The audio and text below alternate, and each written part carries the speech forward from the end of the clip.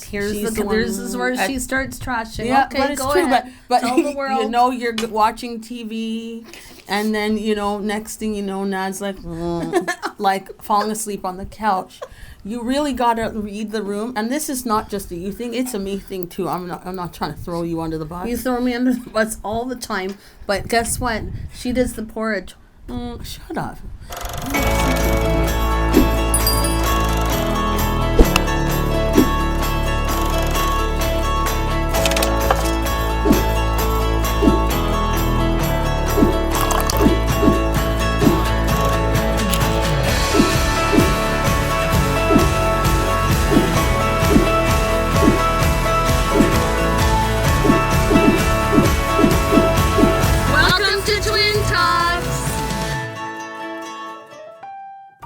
Welcome to Twin Talks. I'm Nadia. And I'm Nikki. And this episode is teaching you how to sleep again. I used to sleep really well when I was young, and then as I got older, after my son was born and after the stresses of life, I started having a lot of problems falling asleep or staying asleep.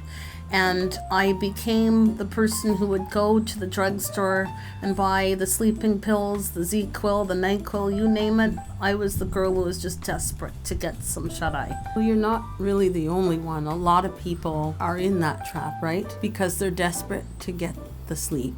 And contrary to what people think, people are trained with saying, oh, you need 8 hours sleep. That's not really true. Most adults can get by between 6 and 8 hours. If you need those over the counter once in a while, that's okay. But if you're an every day, you're living like it's a placebo. It's something that's sort of making you feel like you can sleep, but after a while your body starts to tolerate it. Yeah. So it's not really helping you. It's just giving you a psychological. So how did I get there? I used to sleep like a baby. As I got older, as the stress came, I started thinking and perseverating and thinking and becoming almost wired. And I'm not sure if I'm the only one, but when I'm wired, I just can't turn my brain off, and then I can't sleep, and then as soon as I fall asleep, I gotta get up and go to work, and then it's a vicious cycle, and then you get desperate, so then you go to the store, you buy your sleeping pills. How do I fix it? How do I become better at this? It is a process, but for sleep, one of the things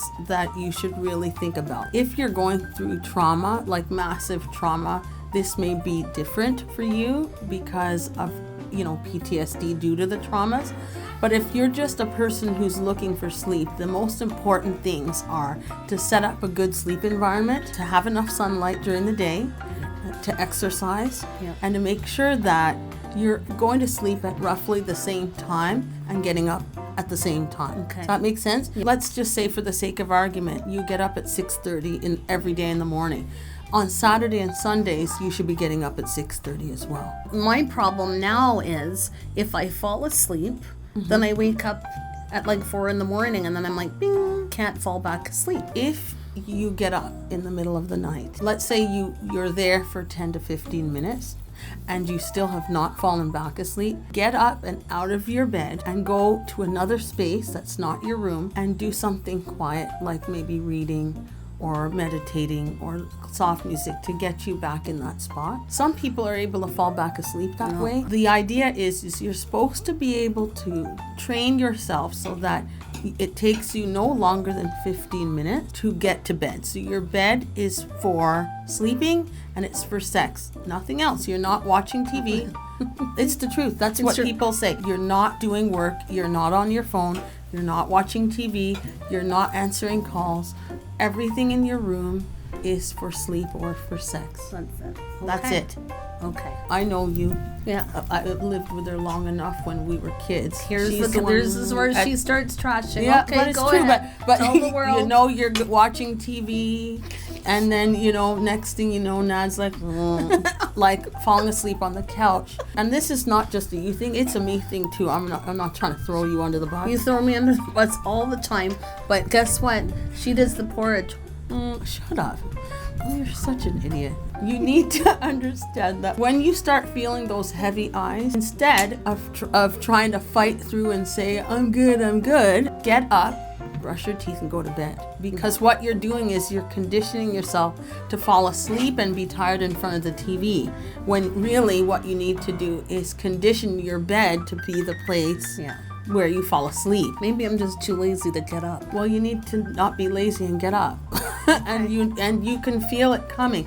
You know, you might go to watch TV or read a book or meditate or listen to music, but when you can feel yourself going a little bit more relaxed, wherever you are, get to your bed. As soon as you start feeling tired, you get yourself in a rhythm or a routine where you're winding yourself down. And you're doing this when you're ready, about 15 minutes before bed. You get in that bed and you just turn off the lights, close the drapes, and go to bed. You know what the problem is? I have stairs in my house, and I'm sleeping on the couch, and then I have to physically walk up the stairs. Then I'm up. But start your routine so Earlier. you're not doing that when you're already low. Yeah. Because you're pumping your heart rate back up. Yeah. So you do the old, get up the stairs before you get tired. And you leave about 20 minutes for that routine to calm down. If you're not asleep in half an hour, then you need to get up out of your room, go do something quiet outside of your room, and come back when you're tired again.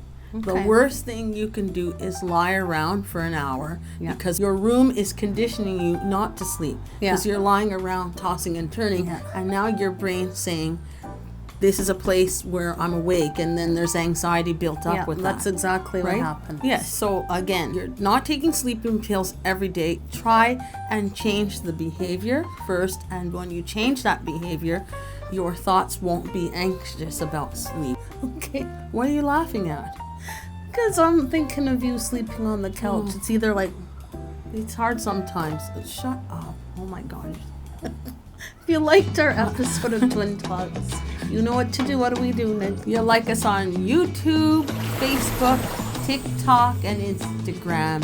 Until we see you again, See you next time on Twin Talks. What to do. What do we do, Nick? You like us on Facebook, Instagram? TikTok, and YouTube. Did you hear that?